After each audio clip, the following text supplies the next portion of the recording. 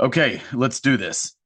I made a video last weekend, but before that, it had been a while since I had made a video. In fact, I believe last weekend's video was the first one that I had made in 2026.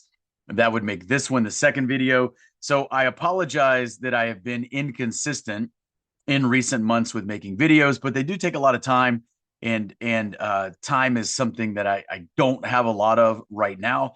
But I will try and be more regular and consistent in getting these videos out there. I know I've said that before, and I was doing pretty well um, throughout 2025, and then I kind of had a couple of months there this year where I wasn't able to get to any videos. So apologies. But anyway, with that said, I do want to get into the topic for today. So I do want to talk about the war with Iran. So we had these military actions that began at the very end of February, so February 28th, I believe. So we're now more than 30 days in. In fact, I guess you could say we're about 5 weeks into the war. Um, this has been an effort between the U.S. and Israel against Iran. Of course, there's been plenty of retaliation from Iran. And I have yet to make a video in which to offer some of my thoughts about how we got here, what exactly is going on, how do we make sense of this, and what could we potentially see in the future, at least in terms of the way that I see it. For those who are curious, I don't pretend to have any access to any uh, inside information. I don't. I'm not necessarily saying that my analysis is better than plenty of other people who are giving their own analysis as well. But there are ways in which I see things differently than other people out there who might be offering their thoughts on the same topic. So let me begin by saying this. So I have nothing personal against Iranians. I also have nothing personal against Israelis or anybody else who lives in that region of the world. Now, I know that there are criticisms that are launched against those governments, but again, we have to distinguish governments from their people. So criticisms that may be true, they may be accurate, whatever, about any government, we got to be careful about applying that criticism to the people, because we would not necessarily want people to hate us because of what the apparatchiks in DC do. Okay, so we don't want to fall into the same trap. Now, with Israel, I also am very critical of the Israeli government. I have many problems with the Israeli government and with some of the objectives that it is pursuing now, other objectives that it has pursued in the past in other ways, etc. But I separate those ideas from what I think about the Israeli people. I have friends who are Israelis. I have other friends who are Americans. But yes, they're Jewish, and yes, they travel to Israel. And I have no animosity whatsoever towards them, and many of them are, just great people. I certainly have criticisms of the Jewish religion. I have criticisms of the Israeli state, but I could say the same thing about plenty of other groups or religions as well. And the same with Iran. I have nothing against the Iranian people. I don't know too many Iranians. I have met some over the years, but I will say this about Iran. There are many American service members who have served in the military during the years of the global war on terror that will have feelings of animosity towards Iranians. Now, why do they feel that way? Because I can at least understand it. Is it justifiable? Well, I guess it depends on who you ask and why they feel that way, but I can at least understand it. There are many U.S. troops who look at it as at Iranians as helping to foster some of the resistance to U.S. operations that were ongoing in Afghanistan and Iraq. And some will point to Iranians as having been critical in developing some of the techniques that were used to attack U.S. soldiers. Yeah, in both countries, Iraq and Afghanistan, particularly in Iraq. So I can understand where those feelings come from. and why they're placed on Iranians. I get it. But again, I don't necessarily paint with that same brush as broadly and say Iranians are the enemies of the American people, etc. War pits people against people, and we're going to talk more about that as we go on in this video. But in saying that, truth is hard to discern. We largely get the information that is revealed to us. It's not so much that information is leaked, despite what those in power try to hide from us. No, it's more that they reveal what they decide to reveal, and then we have to try and make sense of it. Now, there are some exceptions to that. There are very good researchers out there who do uncover things which can be very helpful. But there are also a lot of people out there that are pretending to uncover information, but in reality, that information just kind of reinforces the same old narratives, etc. Now, at the beginning of 2025, in January, I made a video that I think I called What to Look For in 2025. I made it in mid-January 2025, and I was kind of looking out as to what I thought we would see in the year of 2025. And I opened that video by saying that I'm an optimist by nature. But if you're going to be optimistic, you still have to be grounded in reality. I said this in that video. I've said it in other interviews that I've given, because I do think this is an important idea, right? Because here's what I mean. If you're optimistic, but your optimism is not grounded in reality, then you're just being naive. So it's important to understand that we can be optimistic without being naive. We can be realistic without being pessimistic. Okay. So there are some distinctions there that we should be able to navigate. So what does that mean? It means you can be hopeful. There are plenty of reasons to be optimistic, but your optimism must be grounded in a realistic appraisal of what's going on. Now, as I say that, and again, I'm kind of commenting on one of the ways in which I framed that video from January 2025, as I was going to talk about what I thought we might see throughout the year. Because I was basically saying there are going to be things that are not going to go so well. So we can be hopeful, but we also have to understand how much power the power brokers have, whether you want to call them the deep state, whether you want to call them the elites. A lot of people don't like that term. Professor David Hughes refers to them as this transnational ruling class. So whatever you call them, they have a lot of power. We have to acknowledge that. So in this video, what I said I thought we would see in 2025, it basically boiled down to two things. I thought we would see war, or at least preparations for war, and then the build out or the continued build out of the digital control grid. I think both of those happened in 2025. We saw the increasing build out of the technocracy, which is still completely ongoing. We saw the 12 days war. I think there was an element of I think there was, to some degree, an element of theatrics with the 12-day war, but obviously that is kicked in overdrive in 2026. So while we saw a lot of preparations in 2025, things have kicked into a higher gear in 2026. We started off the year with this incursion into Venezuela, I believe on January 3rd. And since then, we haven't even heard a whole lot more about Venezuela since then. Instead, once we got to the end of February and all throughout March and now into the first couple of days of April, most of everyone's focus, at least in this regard, has been towards Iran. So why? What exactly is going on? And is this part of something that is much larger? Well, to that question, I would say yes. So in the video from last year, January 2025, I said that this preparation for war may occur in such a way as to reinforced the old construct of the Cold War. In other words, some sort of East-West divide.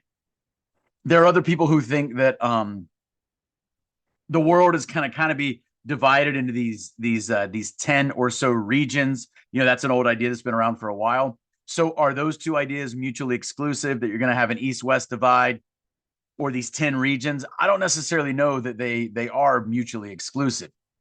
In any case, now we find ourselves in the second episode that is a follow-on from the 12-Day War, which I think should surprise no one. Okay.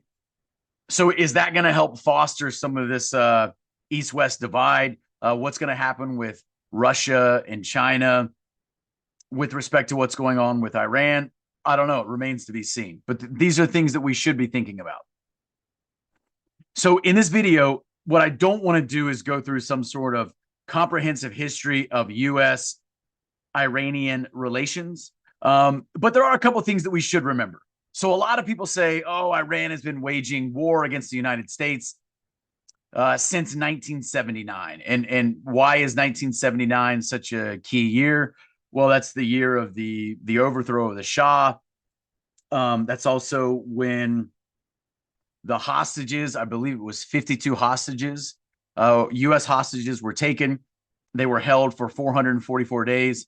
If you remember, they were released right as we were coming up on the inauguration of President Reagan. Okay. But before that, if you back up, history didn't start in 1979. If you back up before that, some of you, of course, will know that in 1953, there was a coup orchestrated by the US and the UK. It's often referred to as Operation Ajax. And Prime Minister Mossadegh was overthrown, and the Shah, this Western-backed Shah, was installed. Okay. Now, of course, we could go back further, but again, I'm not trying to paint a picture of this comprehensive history. But if you just look at this coup in 1953, had a lot to do with oil and the Iran's nationalization of its oil. And you can look back at the history of Aramco and then British Petroleum, etc. Anyway, so we move forward in time to 1979, and the events that I just mentioned in 1979 occur. You move into the 80s. So there's this. So as the Islamic Revolution is occurring, you have massive crackdowns on society, crackdowns on practitioners of other religions. For example, members of the Baha'i faith. There is the Beirut bombing that occurs that kills 241 service members. Now that's Beirut, of course, is in Lebanon, but there's this relationship between Hezbollah and Iran, etc. And then as you move forward in time, there's also during the 80s, there's the Iran-Iraq war. But as you move forward in time into the 2000s, we start having these confrontations with Iran over their supposed nuclear program. Going all the way back to the 90s, Netanyahu was making these claims that Iran was months away, or in some cases, weeks away from creating nuclear weapons that they would then, of course, attack their neighbors with, right? And so we've been hearing this for 30 plus years, and those claims have they ramped up in the 2000s. They've ramped up recently, etc. So why is war happening now? And what are the supposed ends that the US or Israel have stated for this war? Well, if we look at what the US has said, it's actually kind of hard to determine.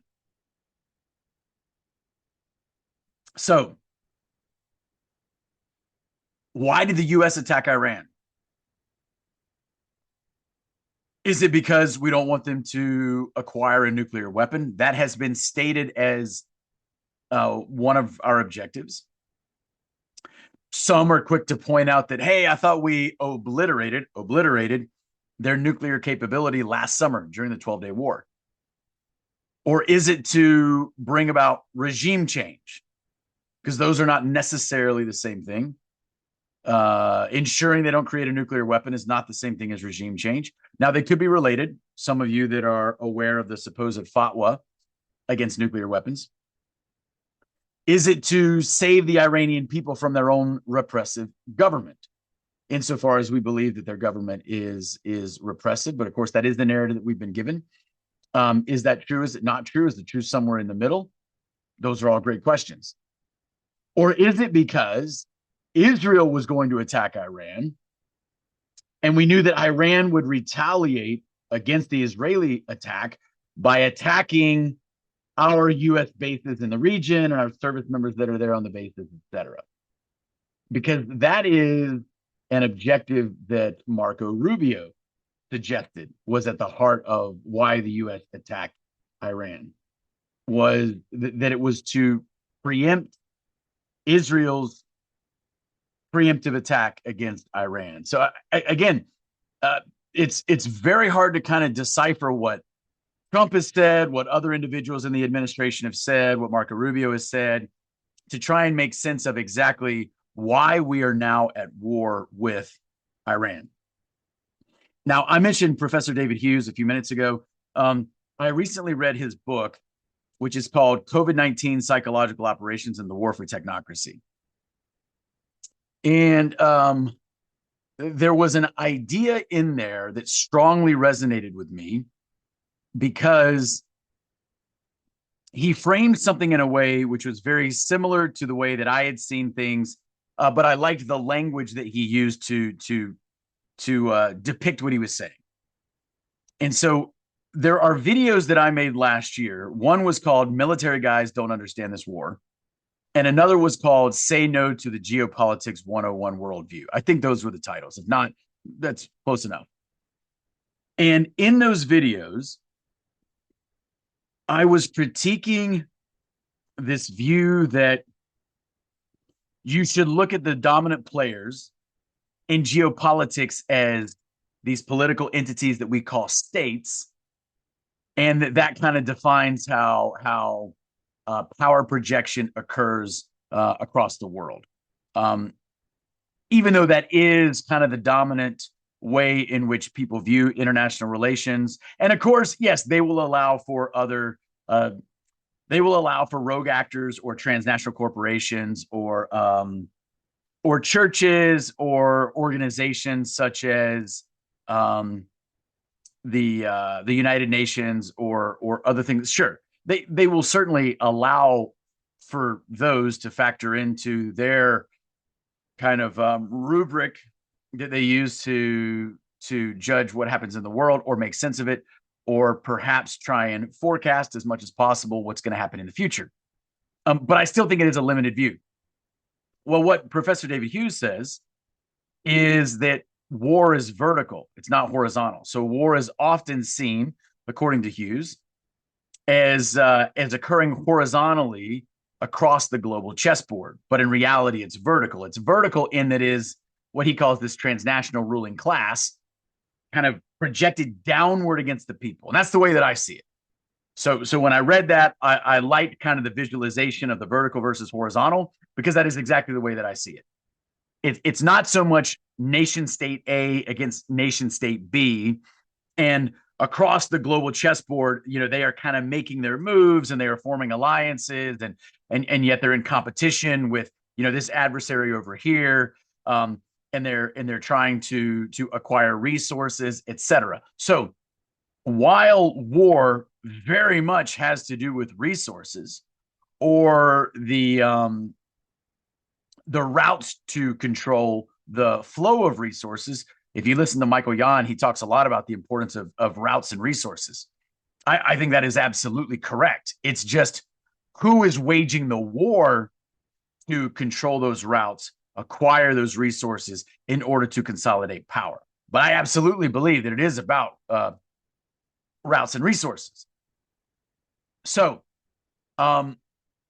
yeah, but again, war is vertical, not horizontal, which means why are the U.S. and Israel at war with Iran? Because if we view it that way, we're viewing it horizontally. But is there something more going on? Are there power players that are engineering events behind the scenes, and therefore Israel, the U.S., and Iran are participating in this as well. Is there even some perhaps shadowy cooperation between Iran, Israel, and Iran, or Iran, Israel, and the United States? That's an interesting question. Has that happened in the past with wars? Also, an interesting question. Now, when we say that war occurs vertically, it doesn't necessarily mean that there's no horizontal competition um, ever.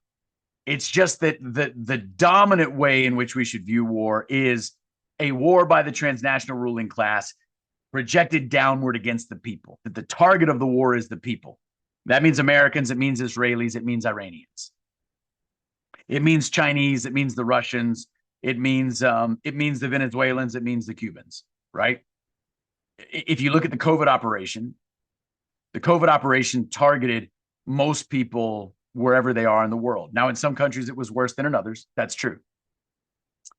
So it's difficult to try and make sense of the complexities in our world, to try and make sense of kind of this massive social meta ecology that is our world, and the different nationalities, ethnicities, other ways in which people identify themselves with their religion or their language or their culture, and just trying to figure out all of that, navigate it, is incredibly difficult. But that doesn't necessarily mean that there aren't powerful players that are kind of orchestrating events around the world. And it's important that we at least be open to that idea. Here's the other thing about war.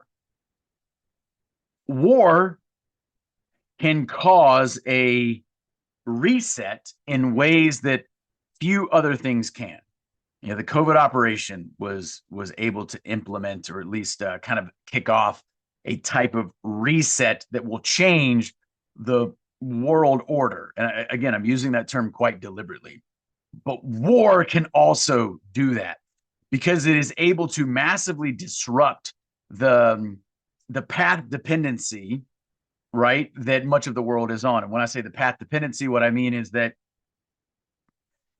if you take your fixed place in time and space, but you look at the trajectory that you've been on for the past years, decades, whatever, that trajectory behind you, of course, determines to a large degree the remainder of the trajectory that you're on.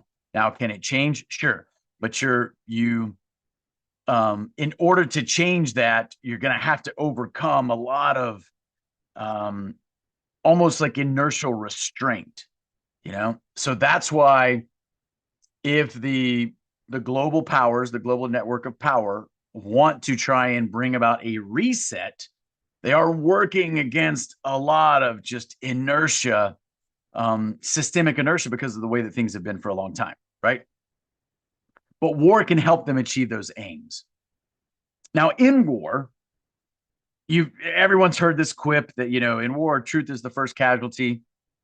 And we should take that to heart. We should understand that we can't trust what any side says. Now, here's what I mean by that. Is the U.S. government lying about what's going on? Yeah. I mean, sure. To what degree, we could probably debate, but sure, they're not being entirely honest. What about the Israelis? What about the Iranians? Well, probably the same thing. So don't trust what any side says, and don't get too emotionally attached to what anyone says. Now, I am an American. Okay, I was in the military for a long time. I know people who are in the military now. Do I care about their well-being? Yes, of course. It would be weird if I said no, I don't.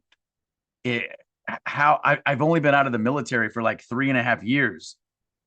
When I was in and in certain positions, I would have been directly responsible for the well-being of my subordinates. Well, many of those subordinates are still in the military. Wouldn't it be weird if I said that, well, I cared about your well-being then, but I don't care about your well-being now? If I didn't care about their well-being now, then I probably didn't care about it then. You know, does that make sense? So, yes, of course, I care about American service members. That doesn't mean that I support the war, and I don't think that they should be placed in harm's way for reasons that have very little to do with American interests. Um, I also, this has to be said, and this may shock some people, but when we talk about not necessarily believing the reports that come out from any one side, I'll just say no. I'm not entirely convinced that the Ayatollah is dead. Maybe they just kind of, removed him. He was old, and Iran is just going along with this idea that he was killed, martyred. I'm not entirely convinced that's true. There are all these reports that Netanyahu was dead. Again, I'm not inclined to believe these governments that I think have no problem lying to their people and lying to people on the other side of the world. Now, is the war, if we're talking about the war from the U.S. perspective, the war that our government has waged, is it legal? I would say no. I would say that it is unconstitutional. Now, there are people who like to claim very broadly that the president, because of his Article 2 powers as commander in chief, when I say Article 2 of the Constitution, they like to view that very broadly. I don't think that the president has any constitutional authorization for what he has done the last 5 weeks in Iran. Now, some people who realize, okay, the Constitution does not explicitly give him the authority to do what he has done, but the War Powers Resolution does. I don't think that's true either. I think a lot of people cite the War Powers Resolution without understanding it, and many of them almost assuredly have never actually read it, but they still want to cite it. And so what a lot of people will claim is, well, the War Powers Resolution gives the president the authority to conduct military actions like these strikes against Iran, et cetera, and other operations, as long as they don't exceed 60 days and as long as he notifies Congress, and according to the War Powers Resolution, there's a requirement to notify Congress within 48 hours. And there is this maximum duration of 60 days, plus an additional 30 days to withdraw troops from, whatever area the military actions are occurring in. What people erroneously believe about the War Powers Resolution is they believe that it gives the president carte blanche to do whatever he wants with the military, as long as he notifies Congress within 48 hours and as long as the military action doesn't exceed 60 days. That is an incorrect reading of the War Powers Resolution. The War Powers Resolution explicitly states in Section 1541, which is called Purpose and Policy, it specifically states that there are only 3 conditions under which the president can use military force. Okay, the first one is a constitutional condition, which means there has been a congressional declaration of war. Remember, Congress declares war, not the president. The second condition is when there has been some sort of statutory authorization, such as an AUMF. Well, what's an AUMF? It's the authorization for the use of military force. Okay, there is no current AUMF in effect that would cover what the president is doing in Iran. There is not. You can go back to the AUMF in 2001 after 9/11. That's not going to cover what's happening in Iran. You can go to the one that was signed in 2002 that would cover what was going to happen in Iraq. That's not going to cover what's happening in Iran. You could try to stretch them, but they don't. So there is no statutory cover. There is no statutory justification for what is currently happening in Iran. The third condition laid out in the War Powers Resolution is some sort of national security emergency, such as an attack on the United States, on our forces, etc. Okay, feeling the need to preemptively conduct an attack is not a national security emergency. Okay, because the emergency never materialized. So none of the three conditions can be said to have been met that would provide legal authorization for the president's actions. So yes, I would maintain, and I'm certainly not the only one, that this war in Iran is unconstitutional and unlawful. What about the turmoil being caused in the region? Well, clearly there have been injuries and deaths, disruption of supplies and goods. We're going to talk a little bit more about that. Even the potential closure of holy sites to include the Church of the Holy Sepulchre. Now, uh, let's not underestimate the spiritual significance of what is going on. I've talked a lot about spiritual warfare in the past. I do have this idea of deep war. If you want to know what I mean by deep war, you can go find my video that I made about it, or go to my Substack and read what I've said about deep war there. But there's a mass. The war fundamentally is spiritual. It occurs across other modalities as well, but it is fundamentally spiritual. And this is a spiritually heightened time of the year. For traditional Christians, they view it as Lent, and that would kind of culminate in Easter. Of course, for those who celebrate Easter tomorrow, we're getting close. Of course, Orthodox Christians celebrate Easter in one more week, which means Orthodox Christians would be entering Holy Week next week. Why is that significant? Because I think that this is a time of year in which spiritual warfare is going to be happening, and war provides a backdrop that allows spiritual things, good and bad, to happen as well. And sadly, I must say that it would not surprise me if there were certain escalations that would happen during this time, because evil, and I don't mean to just say that in the abstract, but fundamentally, there are evil forces out there, and they may be trying to diminish the um the good positive effects that occur at this time of year as we get closer to Easter. I hope that makes some sense. So yeah, I think in that regard we should pray. It's a time of year in which we should be praying anyway. And prayer is not just perhaps our most available weapon, but also one of the most effective ones that we often overlook. At least I do. I shouldn't, but I do, because it's so readily available that sometimes we tend to diminish its significance or its effectiveness. Okay, let's talk about markets. So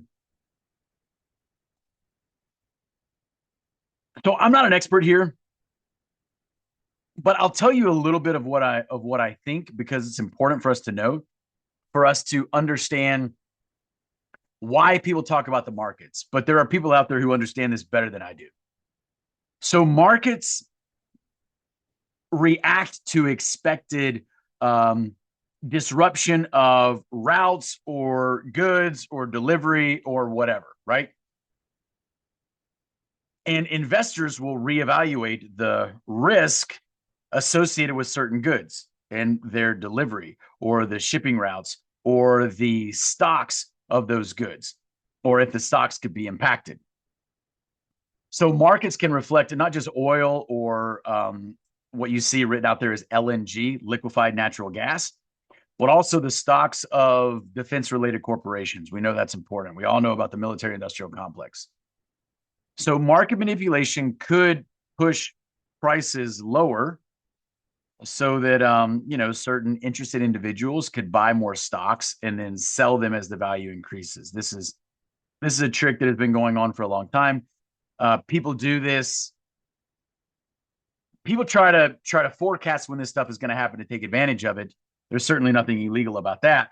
But if you are an influential enough person, or you're a government or whatever, and you can find ways to manipulate the market to then take advantage of it, then that of course would be problematic, right? So this is where we do have to say a word here about the petrodollar. Most people have heard of the petrodollar. I don't know that everyone totally understands it. And I'm not here to tell you that I'm an expert on the petrodollar. I am not. But here's what we should know, just very briefly. So in 1944, right in kind of the final year of the war. So in the summer of 1944, there was a conference held in Bretton Woods, New Hampshire. It's called the Bretton Woods Conference. It occurred in July of 1944. So again, kind of starting what would end up being kind of the last year of the war.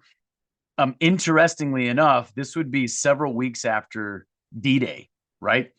So the fierce fighting kind of in the weeks following D-Day in France, like that fierce fighting is happening. And in New Hampshire, you have all these individuals who have met to hold this conference. Now, what came out of this conference? Well, this conference established the US dollar as the central currency and that it would be backed by gold. Okay. And then other currencies would kind of be pegged to the US dollar. So other currencies are pegged to the US dollar, which of course is backed by gold. Now, why the US dollar? Well, of course, this is the end of World War II. The United States is emerging as the superpower, the world superpower, and is about to enter into an era of very strong hegemonic influence, much of which would be financial. Certainly militarily, for sure. Certainly just economic in general, but financial as well. And this is part of how that came to be. Now, the stated reasons were that World War II is hopefully going to come to a close. This is July of 1944. Massive fighting going on. D-Day invasions have just happened less than a month earlier.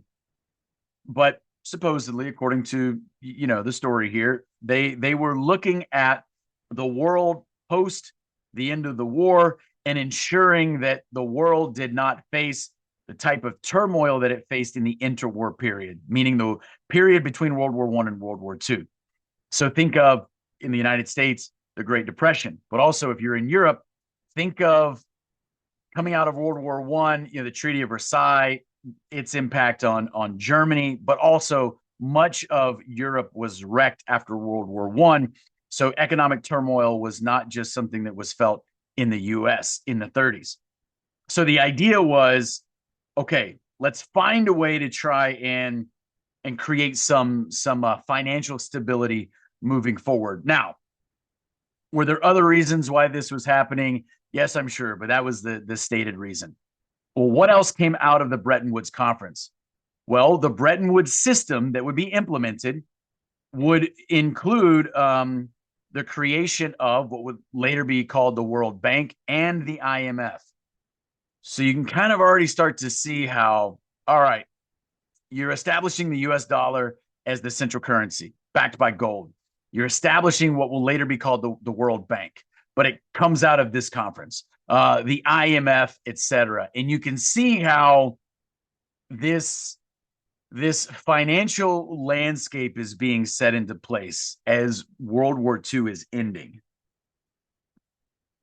So what happens? So that system is in place for about a quarter of a century, maybe slightly more than that. And then in the early 70s, it kind of fell apart. So Nixon removed the US dollar from the gold standard. And so the Bretton Woods system broke down. Well, then what happened? The US and Saudi Arabia came together and basically created the idea of what is now known as the petrodollar, which is Saudi oil would be basically purchased in US dollars. Well, then what happened? Other OPEC nations followed suit, and that's how we got this idea of the petrodollar, which allowed the dollar to maintain its hegemony across the world, right? Well, this is when the US and the Saudis made this deal, the deal was, okay, the Saudis said, okay, we will sell the oil in dollars. In exchange, the US gave Saudis military protection.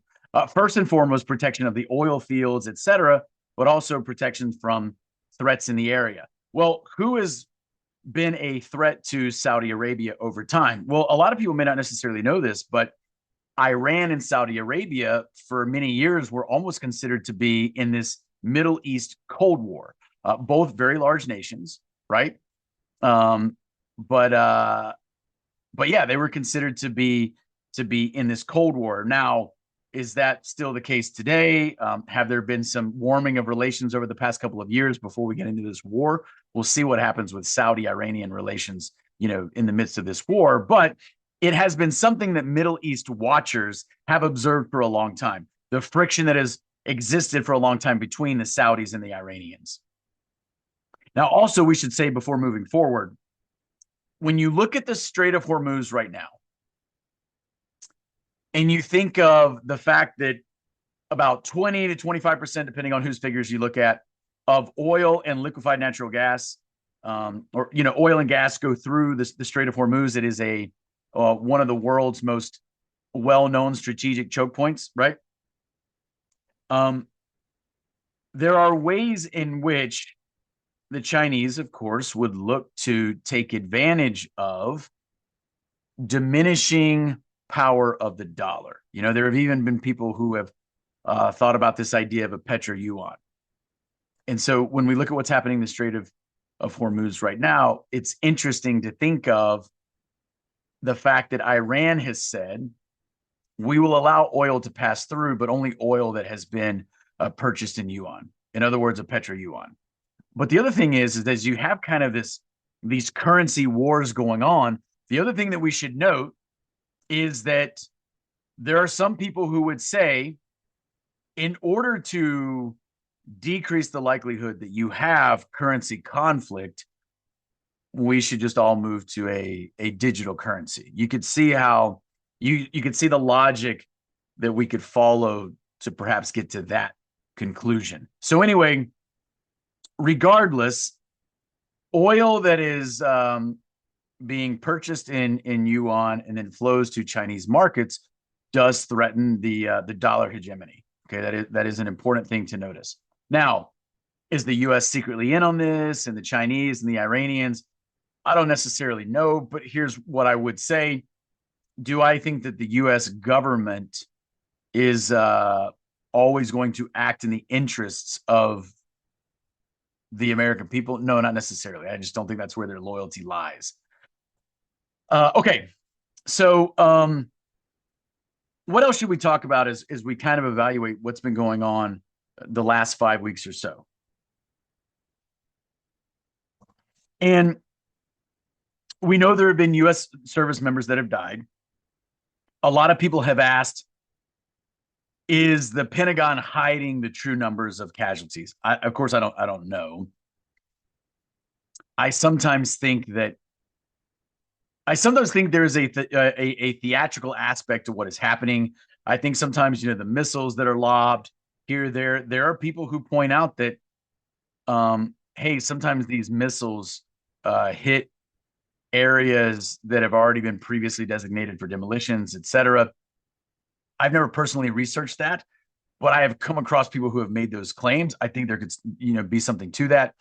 I do think there is a theatrical aspect to what is going on. I certainly think that behind closed doors, there could be some cooperation between the U.S., the Israelis, and the Iranians, and that what we're seeing is different countries playing different roles, because I think that is how geopolitics actually works. And again, the war is vertical, not necessarily horizontal. So it's not so much the U.S. and Israel against Iran. It is the global power players waging war against the people through these nation states. But the actual target is the people. And that means Americans, Israelis, Iranians, but it also means the people in other parts of the world, but specifically the Middle Eastern, or the Middle Eastern countries, the people who live there as well. So certainly we strongly lament the deaths of any U.S. service members, but we also don't want, or at least I don't want, Israeli citizens to die. I don't want Iranian citizens to die. I think this war is based on lies, and I also think that it's not being waged for any legitimate purposes that are going to benefit everyday citizens, regardless of where they live. there's been a lot of talk about a potential ground war. So, is there going to be a ground invasion of Iran? Uh, of course, I don't know the answer to that question. What I can tell you is, for me, it was not surprising that the U.S. conducted strikes, 5 weeks ago initially against Iran, because when you look at the amount of assets that were being moved into the region, it was clear that something was going to happen. Just a massive amount of buildup for nothing to happen or for it just to be written off as deterrence, right? So not surprising when the strikes occurred, but that doesn't mean that I'm sold that there's going to be some sort of ground invasion. A lot more would have to happen before we get to the point to where the U.S. would carry out a ground invasion. Now, I'm not saying a ground invasion won't occur. I'm not saying that. What I'm saying is I'm not totally convinced that it will occur. A lot more has to happen. But if if those who are engineering this conflict have decided that there's going to be a massive war that is going to include ground operations in Iran, then yes, I think it will happen. If you look at the number of troops that are in the region right now, are there enough American service members capable of carrying out any significant ground operations in Iran? The answer is an emphatic no. Many, many, many more troops would have to arrive in theater to be able to carry out any sort of meaningful ground invasion.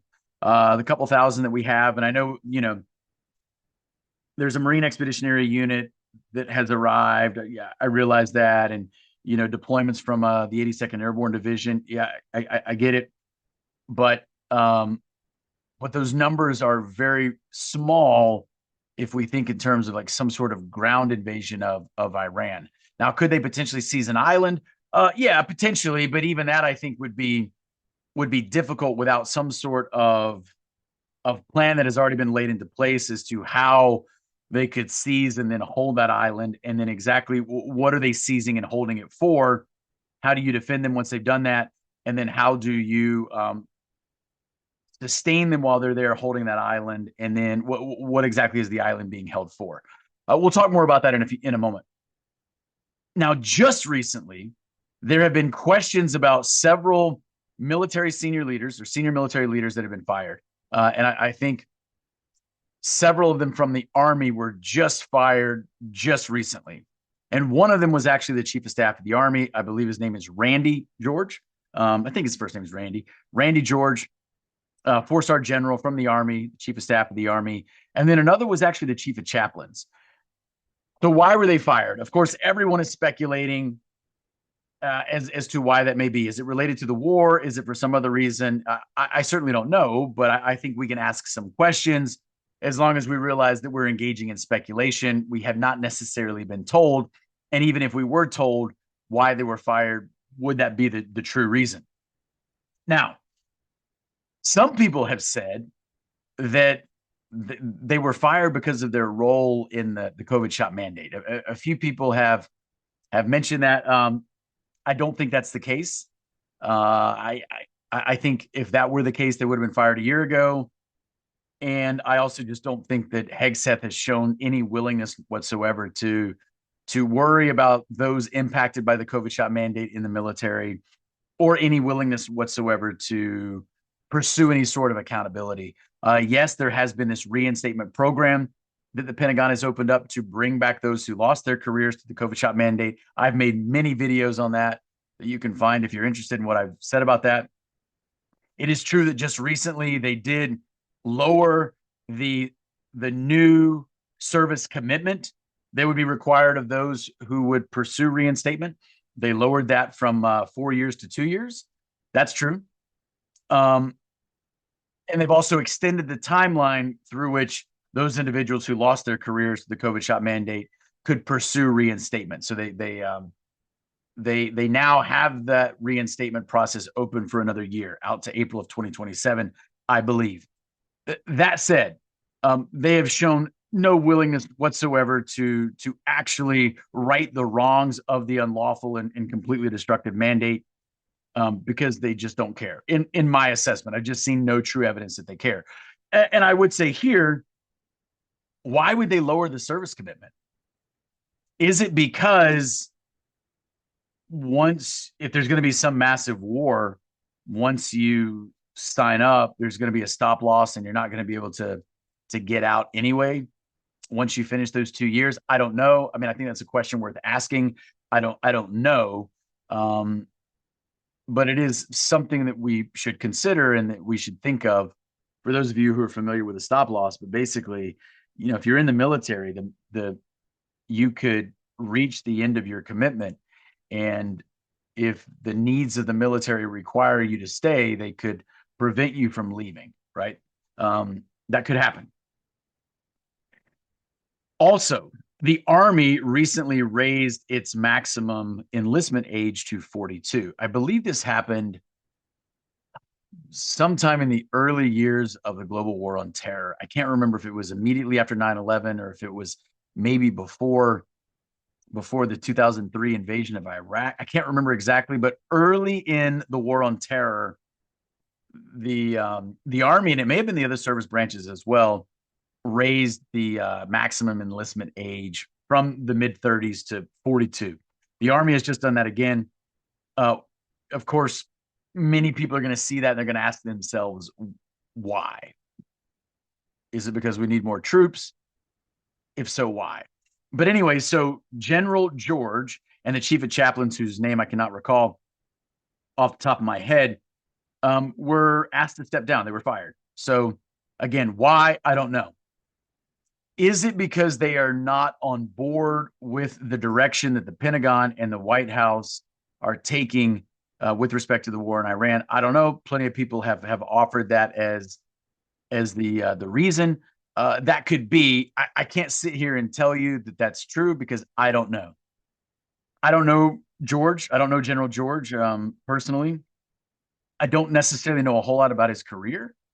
Um, there are people who want to kind of say that he's perhaps a hero because he is standing up to these crazy plans that the Pentagon and the White House may have.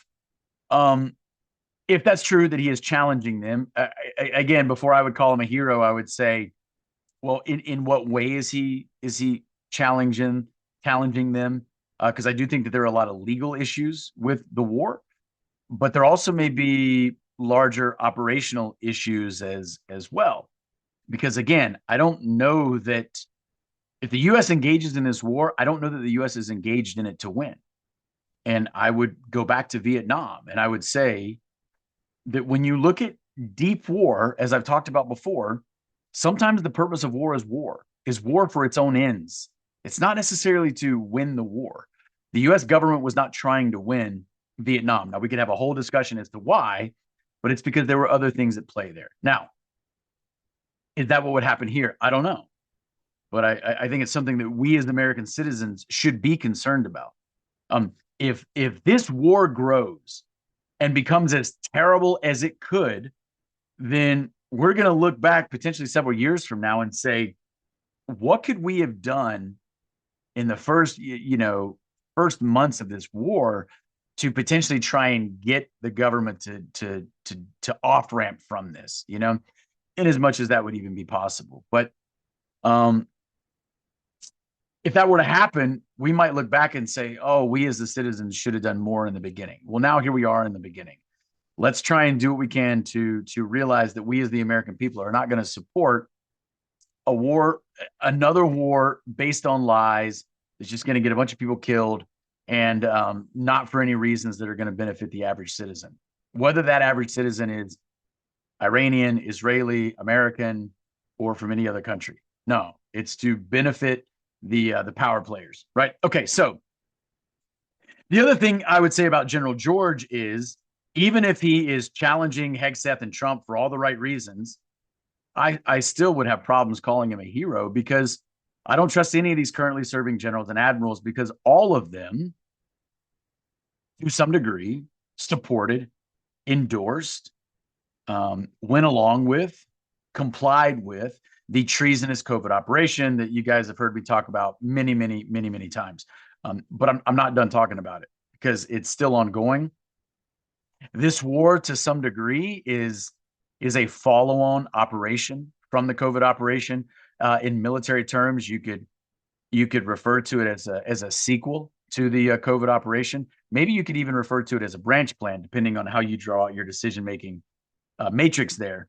In terms of whether you see this as all part of one operation, or if you see them as distinct and sequential. In any case, yeah, I can't give these generals a pass. Now, the chief of chaplains, I've heard some people speculate that it's because there are a lot of conscientious objectors right now in the military because they don't want to go and fight and die for Israel and Iran, and that Hegseth potentially thinks that this chief of chaplains is considering too many of these applications as conscientious objectors. I'm not sure if that's the case. I really don't know. I don't have any evidence of that.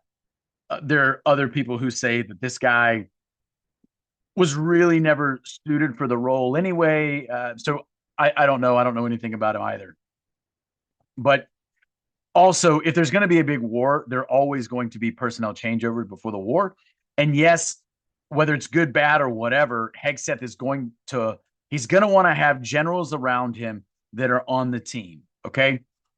And again, whether that's good, whether that's bad, but any sec def would do that. By the way, I know he calls himself Sec War, but his name has not been officially changed. It's still the Secretary of Defense, by the way.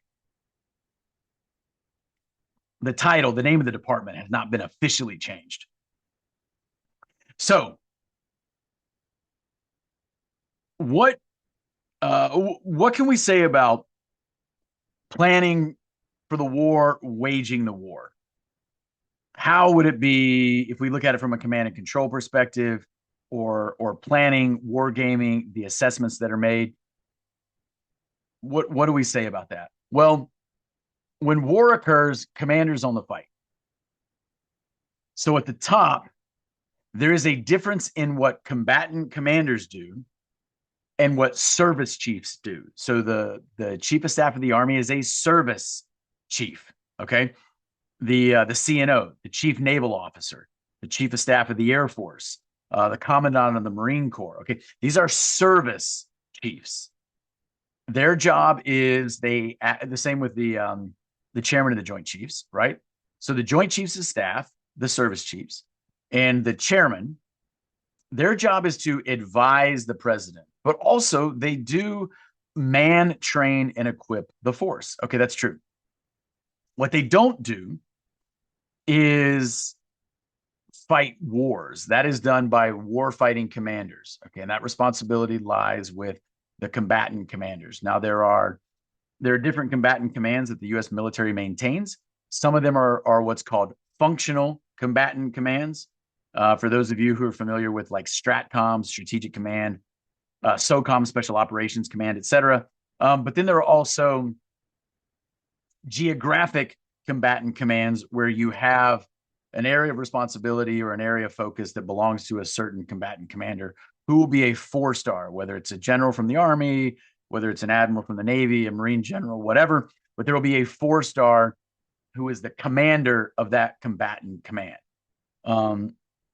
So Central Command is the geographic combatant command that owns the Middle East. I think there are about 20 or 21 countries that are within that area of responsibility. Okay. So that means that the CENTCOM commander owns the war in Iran. Now, right now, we have to look and we have to say, okay, is this thing going to grow? Are we going to send a bunch more troops?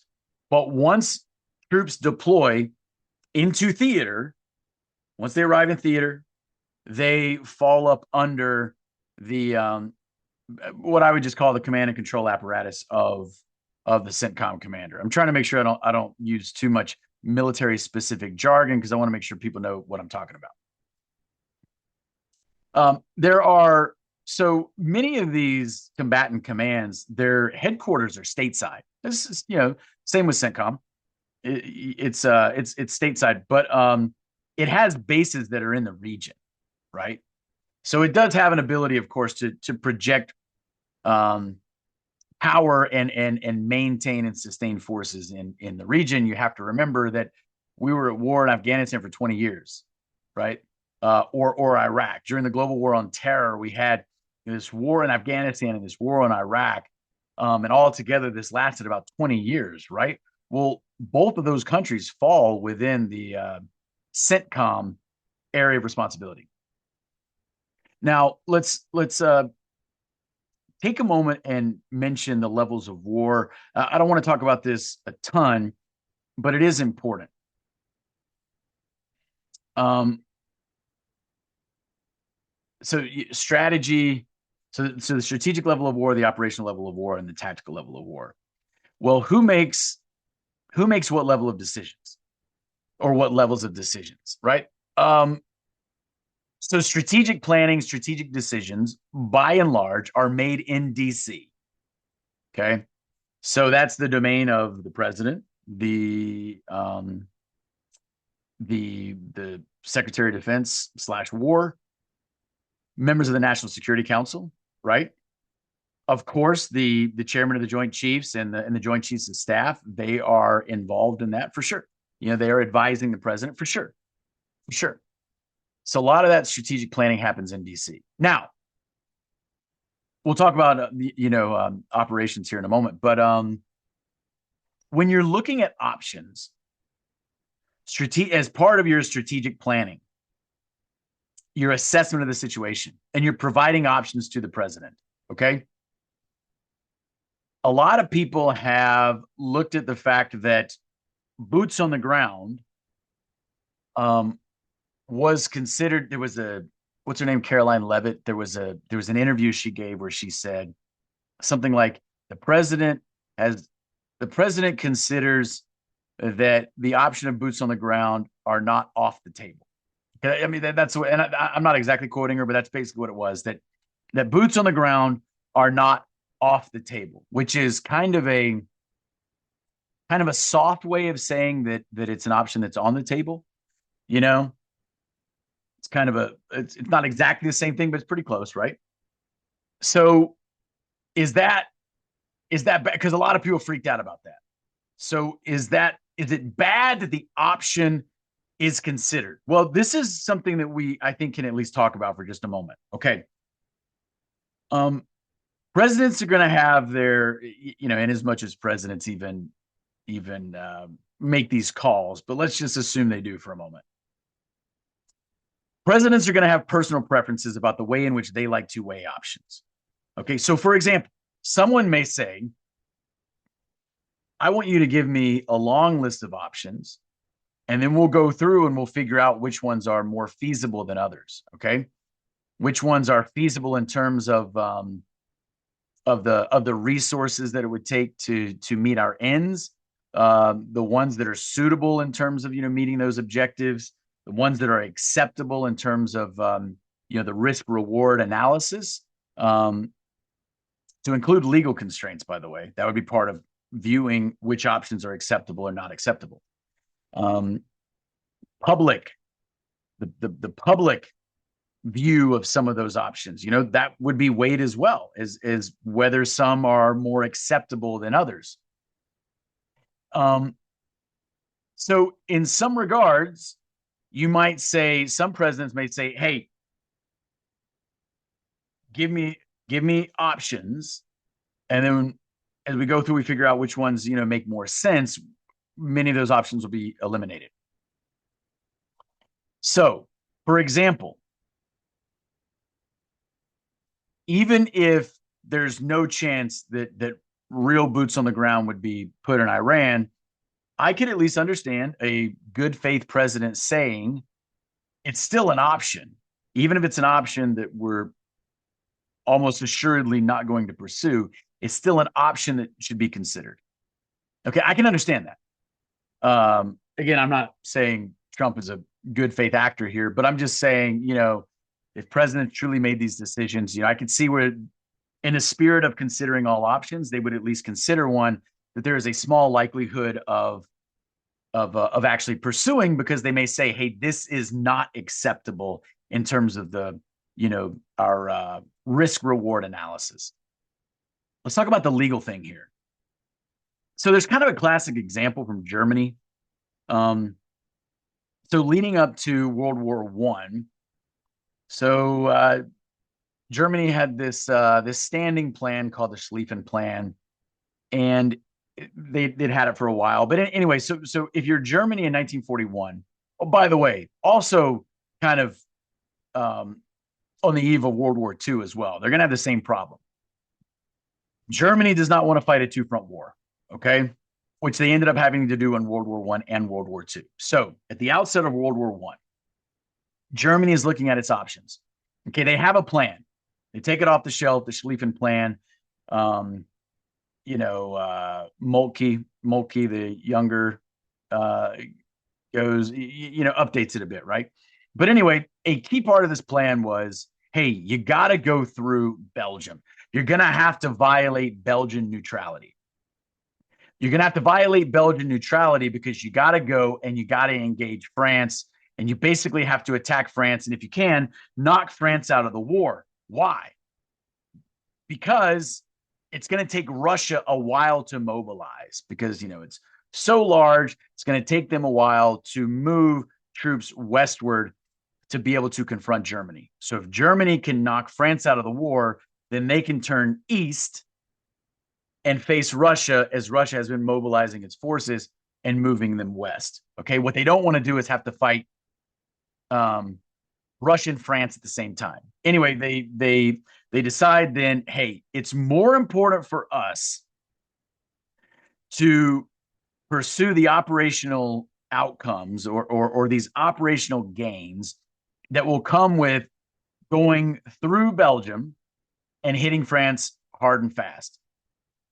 That is more important than the international law that we're violating and kind of the diplomatic or reputational risk that we're going to incur. We know that's going to happen, but we are more heavily weighting the speed that will come with going, through Belgium. Okay. Was that a good idea? Was that a bad idea? Many people have debated for a very long time. Now, some people would say, hey, the law or your own constitution, that's one of those things that is sacrosanct and you don't violate it. Well, okay. So what you're saying then is that violating international law or violating your own constitution, that doing that to any degree would be unacceptable. So therefore, any sort of option that was on the table that involved you doing that, if you were the president, you might say, no, that is unacceptable because it requires us doing something that we're not going to do. And maybe that's the right answer. That would be very noble. I'm just trying to give you a dispassionate way of which people evaluate these things. And some people in some circumstances, I'm not saying that's what I would do, but some people would say there is an operational need that outweighs this legal constraint. Okay. Now, I personally think that's a problematic way of looking at it. Okay. I think more weight should be placed on legal constraints, but it also, it depends on what kind of legal constraints are we talking about, right? But yes, I do not like our president going around violating the Constitution, which presidents have been doing forever. So I think, yes, there are legal constraints that should not be violated. They should not be looked at as, waverable. Okay. Anyway, so I just wanted to mention that. So strategic level of war, we talked about that. So what's the operational level of war? And again, there are not hard seams between where the strategic level of war ends and the operational level of war begins. Okay, the lines are blurry. There's overlap between the two. The same thing with the operational level of war and the tactical level, right? So the operational realm is where your combatant commanders are the true players here. So what that means is that they're producing, they're leading these operations. They're figuring out the logical flow that links, this operation to that operation, putting forth these campaigns, et cetera, in order to meet the strategic objectives that have been outlined by the president, et cetera. That said, you can't say that the combatant commanders are totally divorced from the strategic level of war, because they do maintain strategic estimates of their region that they are responsible for. Okay, which means they maintain these assessments of their area of responsibility that are used to inform decisions and policies that are made, even potentially in the Pentagon or the White House. Correct. Now, if we go down through the operational level of war, how far down does it extend? It goes down to about, if we're talking from the Army's perspective, to about the core of the division. So the corps, which in the Army is commanded by a 3-star, a corps is considered to be kind of the first operational level headquarters in the Army. Everything below the corps, so like from the division down, is considered to be tactical. But again, these lines are not, they're not true seams here. There are ways in which divisions can um, engage at the operational level of war. And there are also ways in which a corps can function tactically. So a corps headquarters can organize itself to kind of fight its divisions. A corps would have multiple divisions underneath it, a handful of divisions.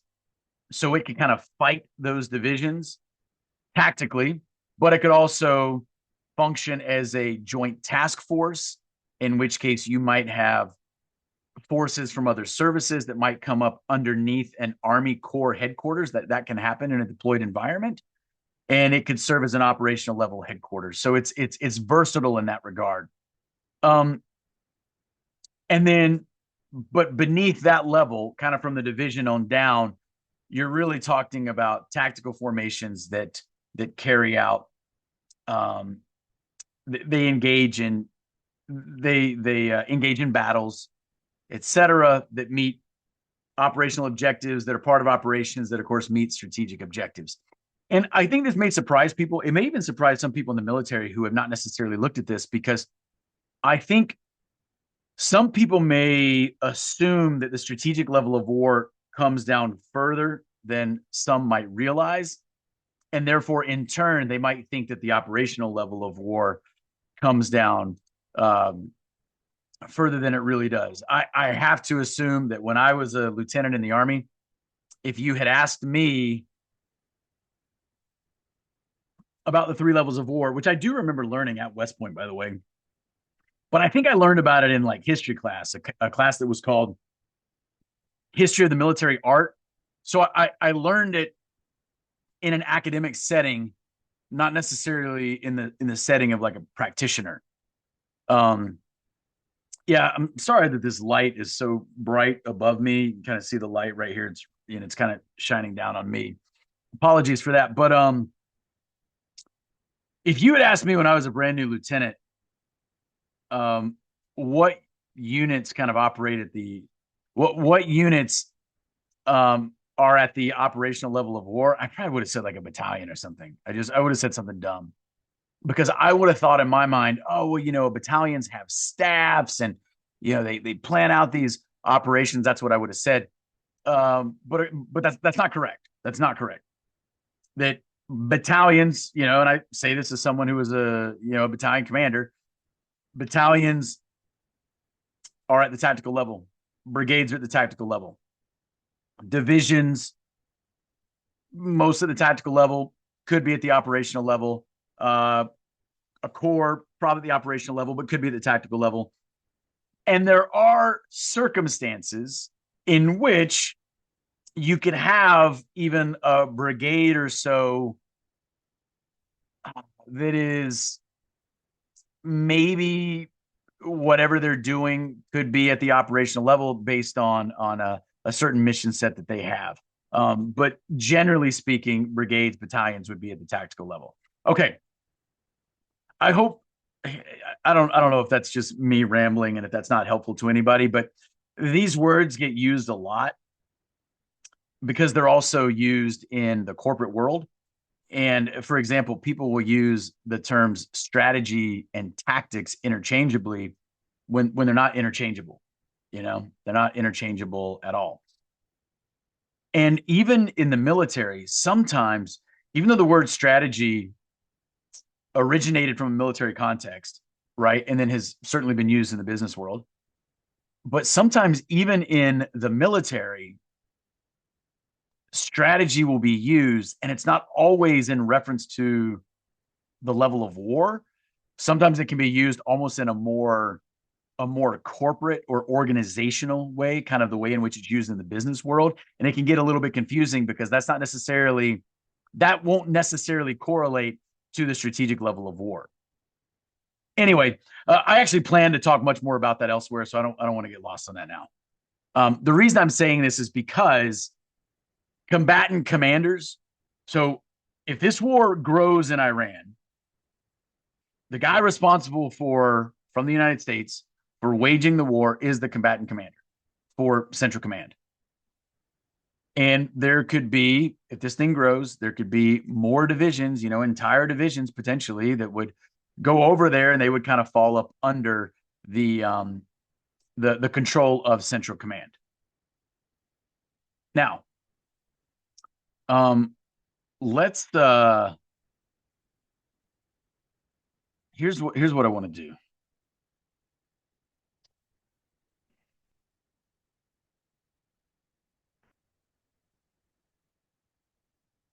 All right.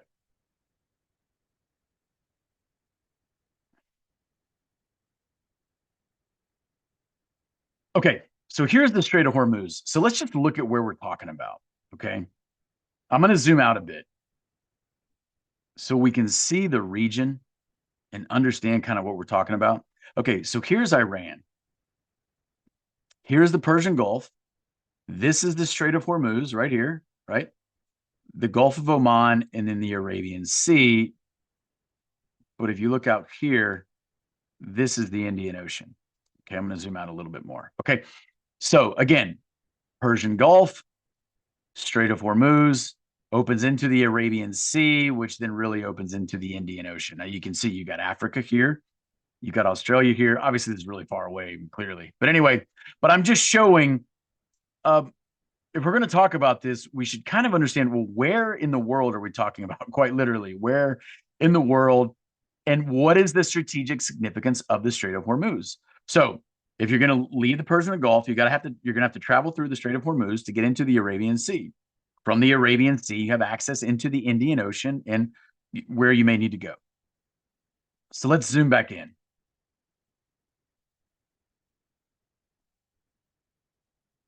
Okay, so what we have here, right? We have this is Iran. Let me zoom out just a bit. Okay, this is Iran. You got Afghanistan over here. You have Iraq over here. This is your Arabian Peninsula. So you have Saudi Arabia. Over here, of course, you have Africa, right? And then as you get closer to the Strait of Hormuz, this is where I'll zoom in a bit. Okay. All right. So you have Oman, you have United Arab Emirates, you have Qatar over here, you have Bahrain. Oman is kind of tricky with its borders because you actually have parts of Oman that are separate from the rest of the country. So I think this is Oman, and then kind of Oman proper is right here, but this is the United Arab Emirates. And this is the Strait of Hormuz. Okay. So why is this important? Because, and I think I mentioned this earlier, but if I didn't, I will say it now. So 20 to 25%, based on the figures, of oil and gas transit through the Strait of Hormuz. And there are parts where it's quite narrow. I want to say like 21 miles. And so it can be closed by Iran. It can be mined, whatever. Or they can just decide that they're going to be picky about who can go through. Now, so this is the Strait of Hormuz, but let's go up here into the Persian Gulf. Let's look at something that has been talked about a lot, and that's Karg Island. Okay, so this is Karg Island in the northern Persian Gulf, right? It's not very big. It is fairly close to the Iranian mainland. I can't remember. It's like 20 or 30 miles away from the Iranian mainland. This is a port city here. But you can see from here east or even kind of northeast. It's not that far away, right? So why all the talk about Karg Island? Well, it is an important export terminal for Iranian oil. So basically pass through here on its way out. But in order to get out, right, it has to go south, then east through the Strait of Hormuz. Okay, so but let's look at it from another perspective. What about what about if you were going to use U.S. troops to try and seize Karg Island? Now, I'm not sure that that's going to happen. There's been so much talk about Karg Island that I almost at this point think that, yeah, they're not going to try and seize and hold it.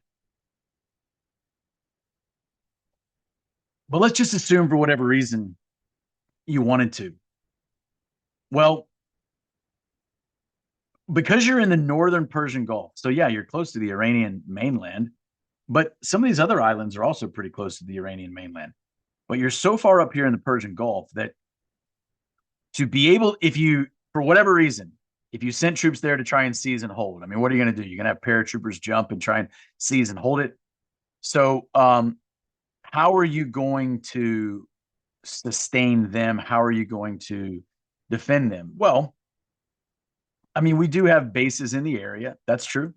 That's true, which is important because it would be hard to logistically sustain them by trying to come by sea through the Strait of Hormuz. But if through other bases in the region, that we have in various places, right? Qatar, Kuwait, if you could sustain them, it would be helpful because then you would not have to do so by trying to travel by water through the Strait of Hormuz when the Iranians would try to close it. However, you're in the Persian Gulf. Obviously, the Persian Gulf is massive, but you could easily be closed off from the open sea. That is true. Now, I'm not a former naval officer here, so I'm kind of speaking out of school here. I'm sure there are guys, naval officers, who could probably give more comprehensive analysis, and that's great. But what I am saying, and what I want people to see here is just how close Karg Island is to the mainland, but also its relative size. It's pretty small. I'm not sure exactly what the utility would be in seizing and holding it. Um, I guess you could try to, if you really wanted to control Iran's potential export of oil outward. Okay, great, but you would be under constant bombardment if you had troops there that were trying to hold the island. Now, the other thing that is interesting is, are there other islands that you could use if you wanted to set up some sort of intermediate staging base? I don't know, potentially, but you have other bases that the U.S. already has in the region. Um, so I'm not exactly sure what the military planners would look at in terms of how would they get troops into Iran if they decided that there was going to be some sort of ground invasion. It's going to be hard. This would be a very difficult problem set. So, by way of comparison, I will tell you. So here's Afghanistan. A place that I've spent some time. There's Kandahar. I've been there. Um. Anyway, so if you look at sheer area, here's Iraq. Iran is larger than Afghanistan and Iraq put together, if we're just speaking in terms of area. Okay. In fact, Iran is larger than Afghanistan plus two Iraqs. Okay, that's true. Iran is larger in area than Afghanistan plus two Iraqs. Now, population wise, its population is larger than the population of Afghanistan and Iraq put together. Now, you can notice geographically that it's in between Afghanistan and Iraq. So you could probably guess, okay, well, topographically, what does it look like? Well, there are areas that look like Iraq and there are areas that look like Afghanistan. Okay, I'm going to go ahead. I'm going to stop the share here, but I do want to talk through some of these other things because this is important too for us to realize if we're trying to make sense of um, what is war going to look like with Iran if we continue going forward. Okay. Um, I just mentioned the area and the population, right? So I said, and this is true that area wise, Iran is larger than Afghanistan and two Iraqs. That is true. Well, what about population wise? So the population of Iran is about 90 million, 92, 93 million, depending on which figures you consult, but more than 90 million. Okay. The population of Afghanistan, and here you will get some widely divergent figures. You can get anywhere from like 35 million to over 40 million, but whatever, we'll just say it's about 40 million. Same can be said of Iraq, probably a little bit more than 40 million. Okay. So Iraq and Afghanistan together, that's about 80 million. Iran's population is more than 90 million. So again, population, more than Iraq and Afghanistan put together. Area wise, more than Afghanistan plus two Iraqs. Well, what else do we need to look at if we're trying to analyze what's going on? What else should we think about? Well, what are the stated ends of this war? Is it no nuclear program, regime change? What is it? Are we trying to occupy Iranian territory and hold it for some prolonged period? No, I don't think so. But what is it? Well, what was the stated end for our war in Afghanistan? Was it destroy Al Qaeda? Was it remove the Taliban? Was it prevent safe havens for terror? Remember this? Kind of in the early days of Afghanistan. Well, what about the 2003 war in Iraq? What were the stated ends? Remove Saddam Hussein, eliminate the weapons of mass destruction in the WMD programs. Remember this? Well, what about the first Persian Gulf War? What were the stated ends? Liberate Kuwait. Remember when Iran, remember the slant drilling, and then Iran invades Kuwait. Remember this? So we were going to liberate Kuwait, kind of restore its sovereignty. This is the first Gulf War. Well, what about Vietnam? That was done amid the backdrop of the Cold War. So what were we trying to do? Contain communism, preserve the sovereignty of South Vietnam, and ensure that they didn't fall to the communists. So the reason I'm kind of going through this is because if we're going to try and analyze what's going to happen in Iran or what the stated objectives are, we can look back at some of these other historical examples and ask ourselves, well, what were the stated objectives then? Did they change over time? Or were there other implicit objectives that weren't necessarily outright stated, but were also important in terms of they have to be achieved in order to also meet the stated ends? For example, in Iran, what do you do about potential allies in the Gulf region? What do you do about potential other adversaries in the Gulf region? Do you have to worry about trying to counter some sort of Chinese and or Russian influence or support of Iran, etc.? In Afghanistan, was there the threat of spillover like there is with Iran? Because we could look at this and we could say, hey, this is already spilling over into the other Gulf states. Did we have that same fear with Afghanistan? Maybe into Pakistan, but other than that, I don't know that it was as large as the potential for spillover is with this current war in Iran. Well, what about with Iraq, either in 2003 or in the Gulf War in 1991? Was there a true threat of spillover into the wider region? I'm not sure that there was, at least not to the same degree that there potentially is with Iran. Now, what about with Vietnam? Well, with Vietnam, we know there was a lot going on in Laos, a lot going on in Cambodia. So there certainly was some spillover there for sure. By the way, I didn't mention this, but if we're going to compare populations, so the population of Vietnam nowadays is over 100 million. But at the time period, I believe at the time the war was going on, so just say 1970, I believe the population of Vietnam, all of Vietnam, North and South, was 40 million. So again, 40 million compared to 90 million. What about nation building? Remember how there were all these debates during the global war on terror about nation building? Should we be involved in nation building? If so, what does it look like? Our U.S. military, are they even adequately prepared to engage in nation building, or does this have to be a whole of government response, right? And we invested 20 years into that, in Afghanistan, and almost as long in Iraq, right?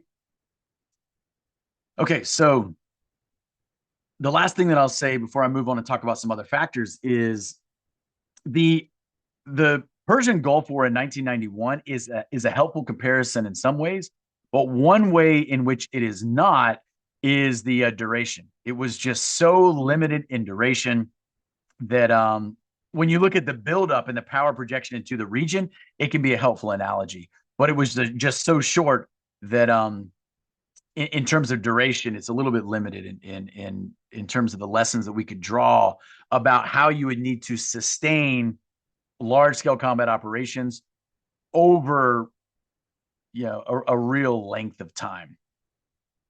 Now, what about campaigns that start with airstrikes or missile strikes? Okay.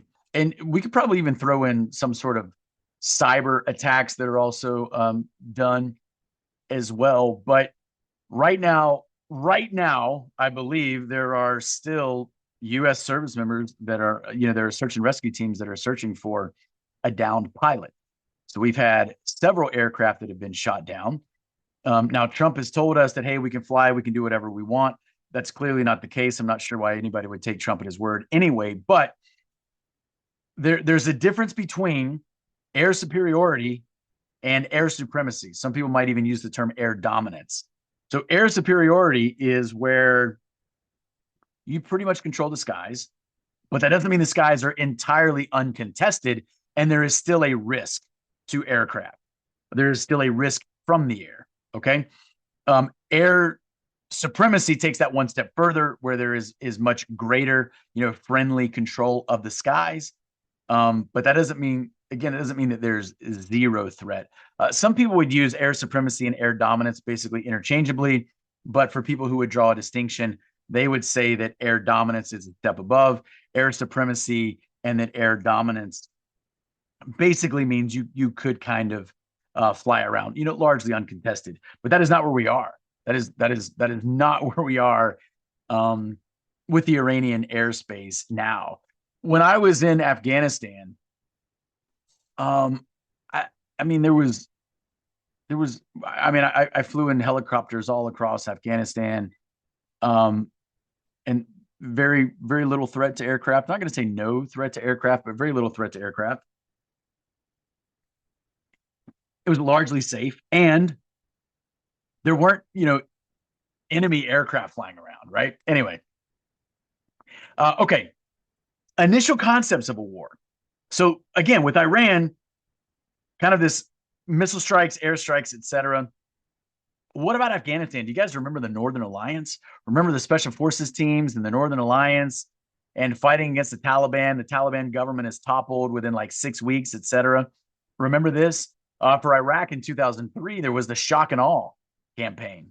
I mean, that's kind of how the invasion of Iraq kicked off. The shock and awe invasion, kind of rushed to Baghdad, etc. In 1991, with the first Gulf War, remember that there was a ground war that lasted like 100 hours. Now, there was an air campaign before that. Okay. Prepping the battlefield, but the ground war was, like 100 hours. And then Vietnam, a lot of air campaigns, and then clearly ground operations that were going on for years in Vietnam. Okay, let's see what else. Kind of looking at my notes here. So let's talk about the geography. So I mentioned again the area comparisons.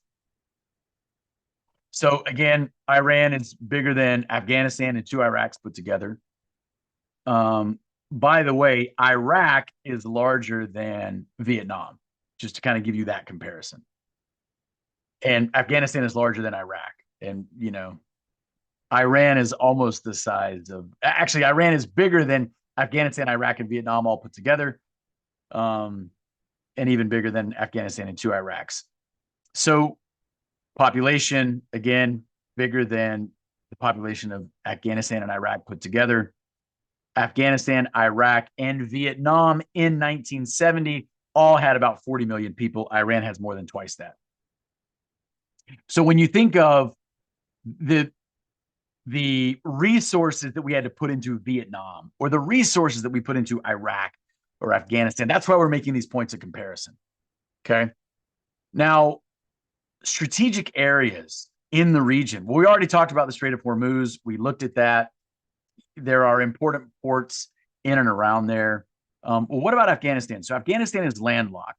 Now, one of the problems that you did have in Afghanistan is that doesn't mean there are no important lines of communication. Remember that the city of Kandahar lies along the old Silk Road route. So there are lines of communication that have kind of existed overland for a long, long, long, long time. There was also the border between Afghanistan and Pakistan was, of course, quite tricky. In Iraq, you have the Kurdish folks. There's influence from Turkey. Of course, in the first Persian Gulf War, there was the invasion across the border into Kuwait. So those were areas that all you had to be very, very careful about, right? In Vietnam, there were a lot of cross-border operations. There was also the Ho Chi Minh Trail, which was very significant. And the reason that cross-border operations were happening, even though the government was trying to cover them up, is because there were areas in which there were areas that were almost kind of considered to be these sanctuary areas that were across the border in Laos or in Cambodia, and so the Viet Cong or whomever kind of travel along the Ho Chi Minh Trail, but they could also cross the border, and then realize that they were at least had some measure of safety from U.S. troops, unless the troops were willing to cross the border. And of course, there were cross-border raids that happened. I don't want to talk a ton about this because I'm not an expert I don't pretend to be an expert on the region, right? I've never been to Iran. But we do know that Iran is, so the people are largely Persian, but that doesn't mean that everyone is Persian in Iran. It's a half to a little bit more than half, right? Depending on the figures you get, but that doesn't mean that everyone is. The largest city is Tehran. The metro area of Tehran has 16 million people. That's much bigger than any city in Afghanistan or Iraq. I think Baghdad has maybe 7 million people, and Kabul, Afghanistan, has about 5 million people. So in that regard, you add Kabul to Baghdad, and that would be smaller than at least the metro area of Tehran. I mean, maybe only half of the people live kind of in the city proper, but the metro area is very large in Tehran. So it is you got to realize that we've seen these videos of these protests, and who's stoking the flames of those protests? Are they organic? Can we even trust the footage that we're seeing? I mean, these are all legitimate questions that we have to ask. It's kind of hard to know, right? So if we were to go into Iran, is there a way in which we can have the backing of the people, which is kind of what we tried to do in both Afghanistan and Iraq? Remember, win hearts and minds? Well, we even tried to do that in Vietnam. Now, for those of you who are familiar with this, one of the things that was happening kind of on the psychological front in the war in Vietnam was the Phoenix program, which was meant to try and kind of break the network of the Viet Cong, but it included doing some pretty crazy things psychologically, engaging in some pretty brutal psychological operations against the people that were supporting the Viet Cong. That's the stuff that can get pretty ugly pretty quickly. Now, listen, I'm not going to talk about potential for nuclear engagements because I don't even necessarily know what we've been told that is the truth about nuclear weapons and capabilities of different countries that are considered to be nuclear powers. So I have no idea. But I think that threat will be kind of dangled out in front of everyone, right? What I think is just as dangerous, potentially, I'm not predicting this, but a prolonged conflict that would look something like Afghanistan, except with more resources. If you were going to have some sort of ground invasion into Iran, yes, it would take hundreds of thousands of service members, hundreds of thousands. I don't know the exact number. It would, depend on a lot of factors, but it would take hundreds of thousands. If you look at the troops we had in Afghanistan or the troops that we had in Iraq during the surge, and then you realize Iran is a lot larger. Its topography includes some pretty significant mountains as well. Kind of like the Hindu Kush that go through Afghanistan. Iran's got plenty of mountains as well.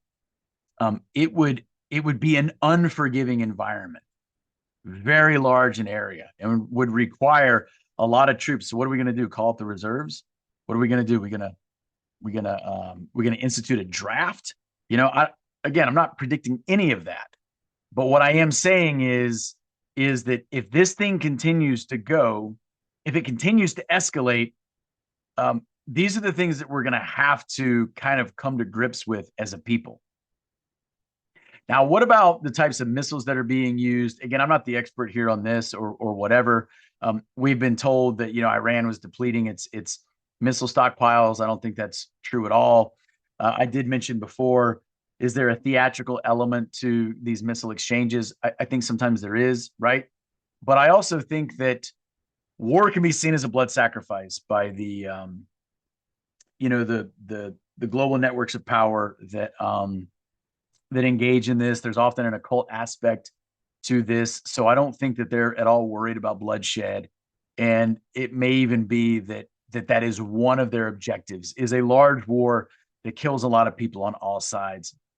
So while that would be terrible, and we certainly don't want that to happen, it is something that could happen. Now, maybe Trump will off-ramp this, and maybe what I'm talking about here will turn out to be kind of moot.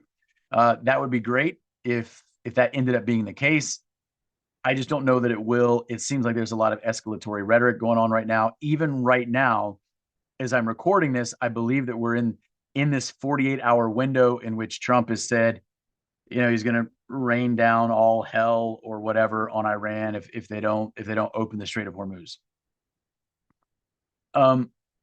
So kind of as I kind of finish this analysis, this comparative analysis with some of these other wars that we've had in the past, I think we do have to ask ourselves, when we talk about spillover, it's one thing to get other Gulf states involved, but what about China? What about Russia? Or what about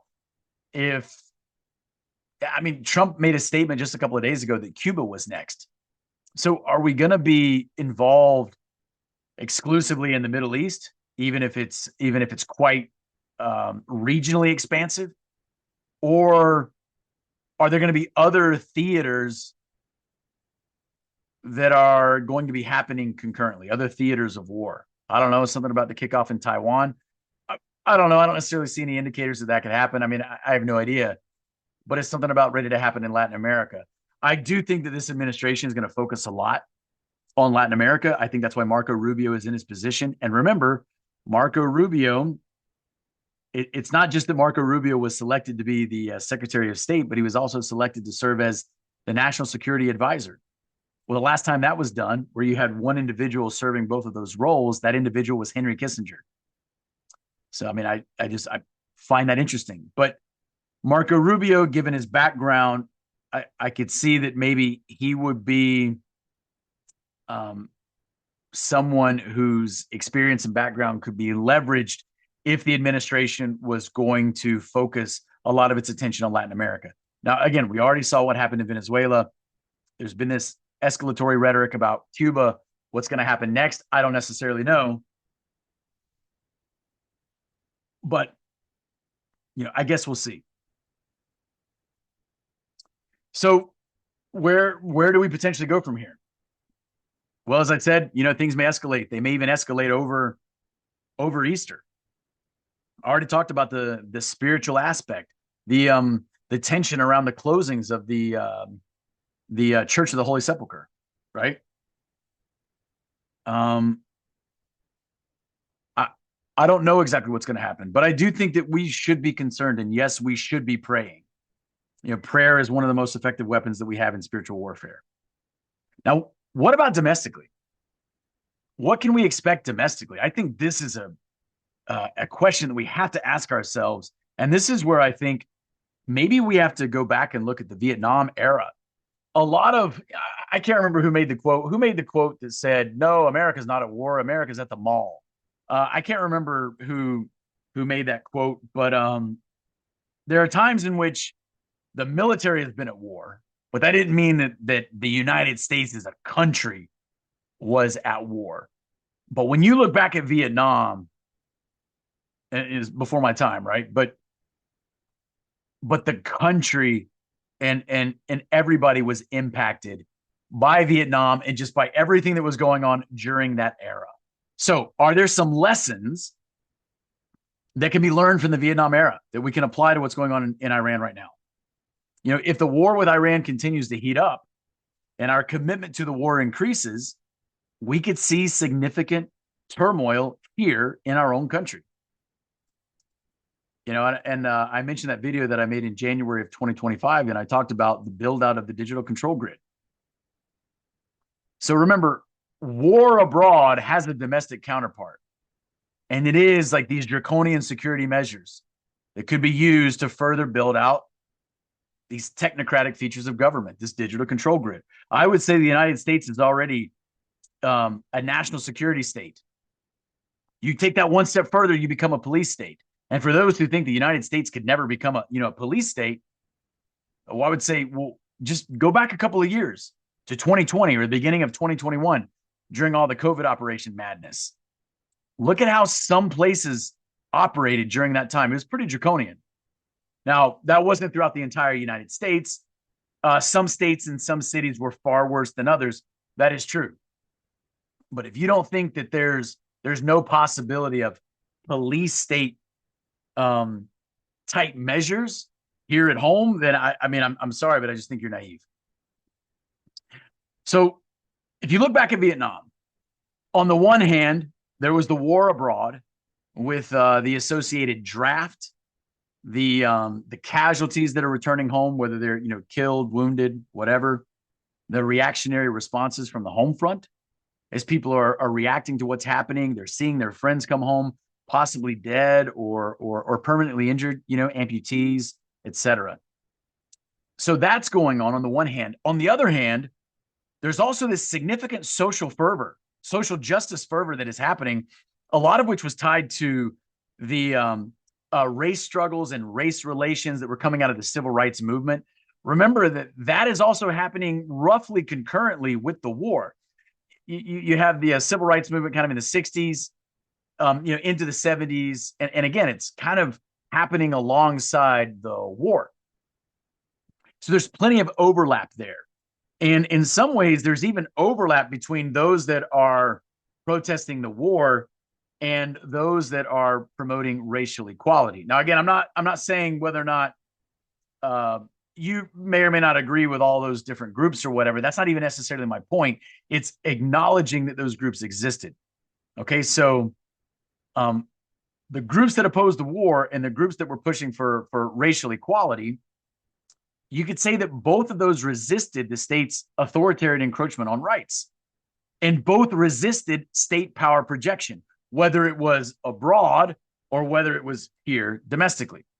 Both groups were primarily associated with the left, and in some cases that even included potential communist ties. Yeah, those accusations of communist ties existed, and I think in many cases they are well founded. Both groups, whether it's the anti-war movements or those participating in some sort of racial struggle, both types of groups were massively promoted, infiltrated, provocateured, co-opted, and targeted by intel services or by operatives of the intel services, whether we're talking about the CIA or whether we're talking about FBI COINTELPRO. Go look up what COINTELPRO is. Okay, look up, and I think I've talked about this before, but think about the anti-war movement, the hippie movement, the culture creation that was happening at the time, everything coming out of Laurel Canyon, et cetera, the music scene, but also Hollywood. By the way, there's a clear resemblance here to the Gladio strategy of tension that was happening in Europe kind of at the same time as well. So when we reflect on the cultural impacts during the 60s and the early 70s of the war, these peace movements, Yeah, hippies, music, drugs. Like I said, Laurel Canyon. I mean, think about Charles Manson and everything going on there, because there are plenty of people who think that Charles Manson and that whole thing was steered by the intel services, but also the race relations, these assassinations of key figures: JFK, RFK, Malcolm X, Martin Luther King Jr., Woodstock, Black Panther rallies, the activities of the Weather Underground. Okay, so again, I'm not saying you agree with all these groups or you don't agree or whatever. I'm just saying we need to acknowledge a lot of the turmoil that was happening socially then. Um, because yes, there was some violence associated with that. There were bombings that occurred. Um, that were attributed to the Weather Underground. And I'm not saying the Weather Underground didn't do it, but there was also probably a lot of like false flag stuff that was going on.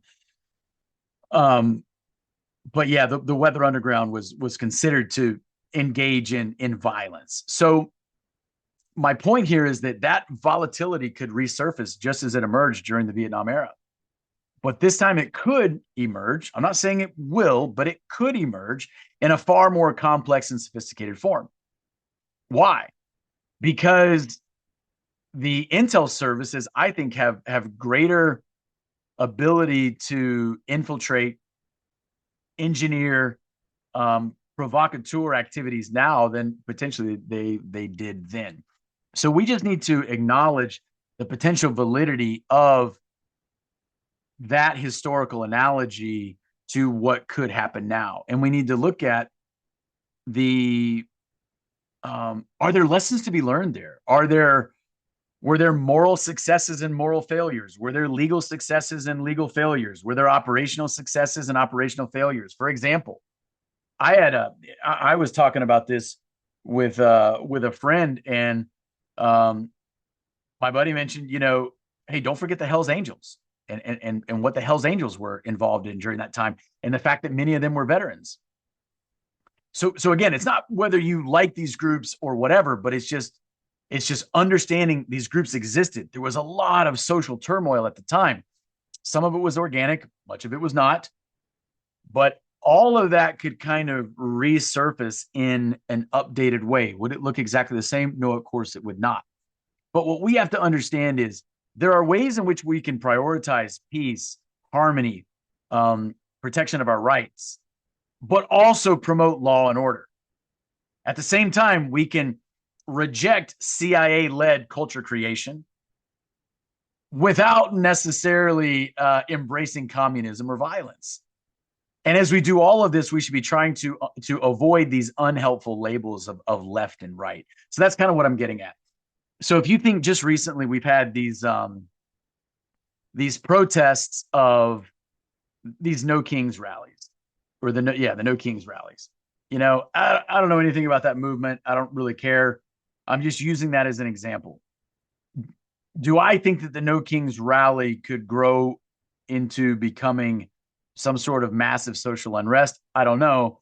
But that, accompanied by other groups that are also protesting or that potentially engage in violence or that are provocateured into engaging in violence, or are the objects of false flags in which false flags are conducted and then it's attributed to other groups.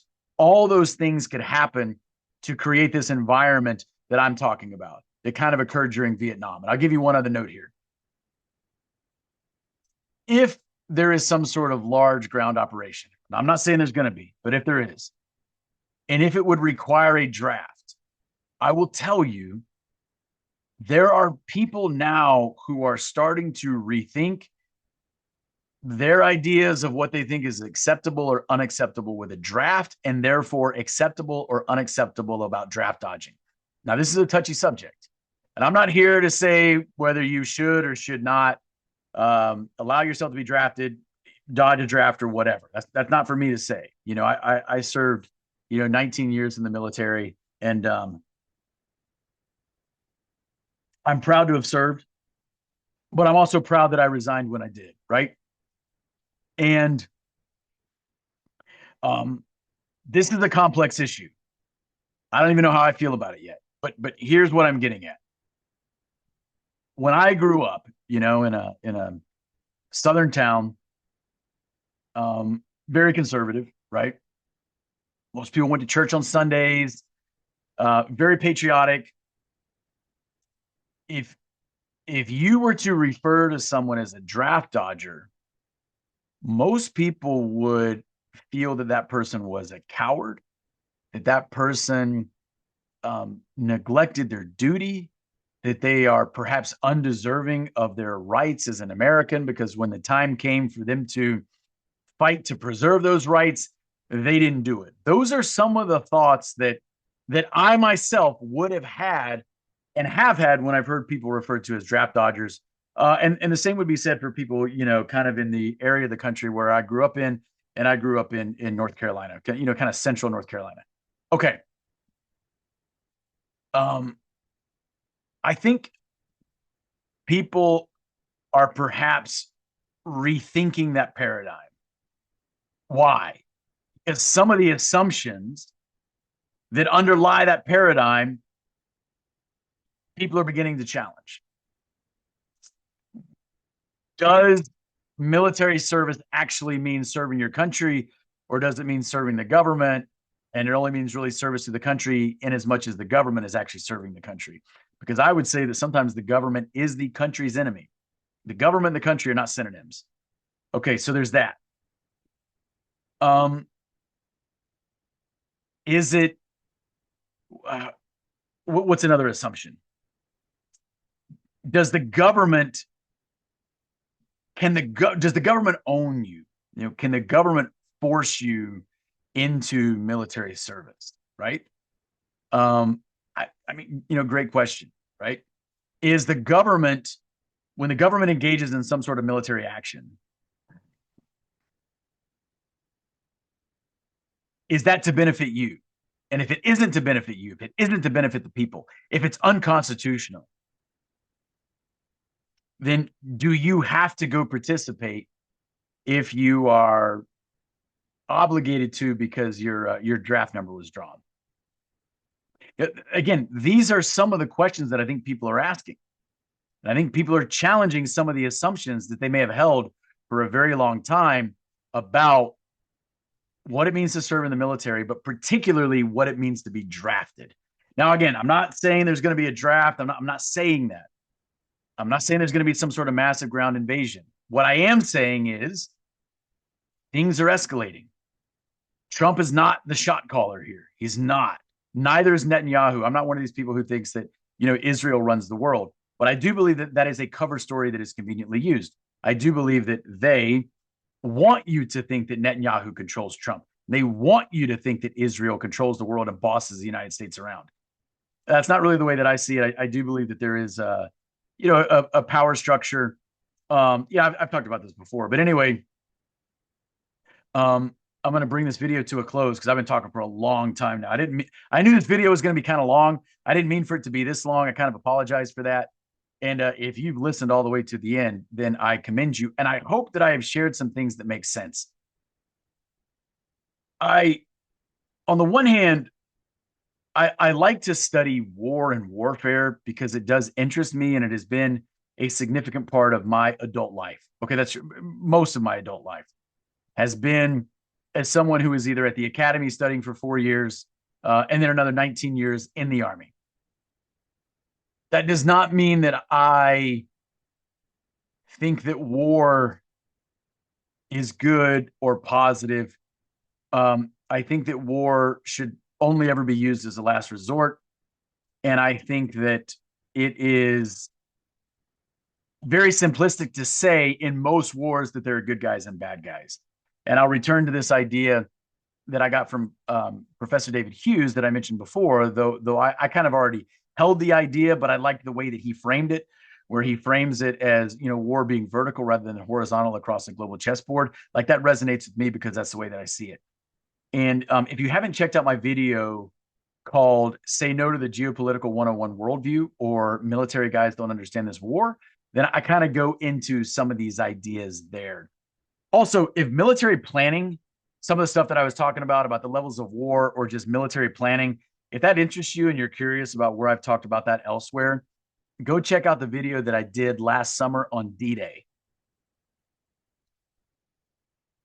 where I talk about that. U.S. service members are not policymakers.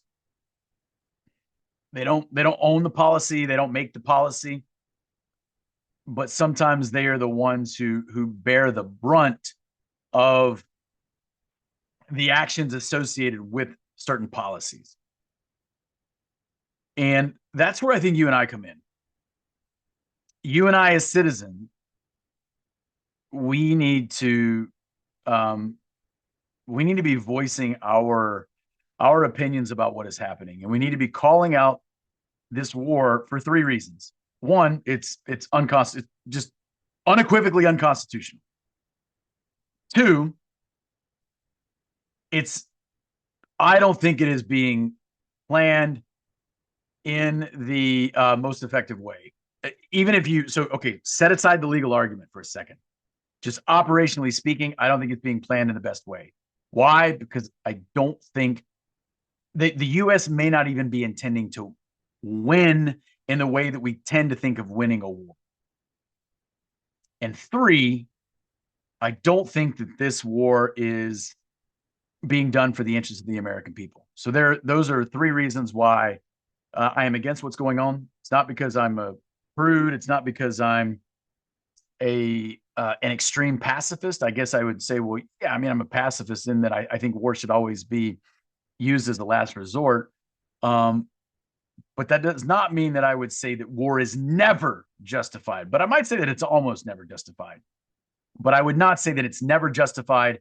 I would not say that violence is never the answer. But I would say that violence is almost never the answer. You know, and it's um but yeah, there are circumstances in which it is. You know, and I get that. Anyway, hey, thanks for hanging in there with me. And I hope that something I said resonated with you, maybe helped you see something in a little bit different light, or maybe made you think of something that you had not thought about before. And until next time, have a good one.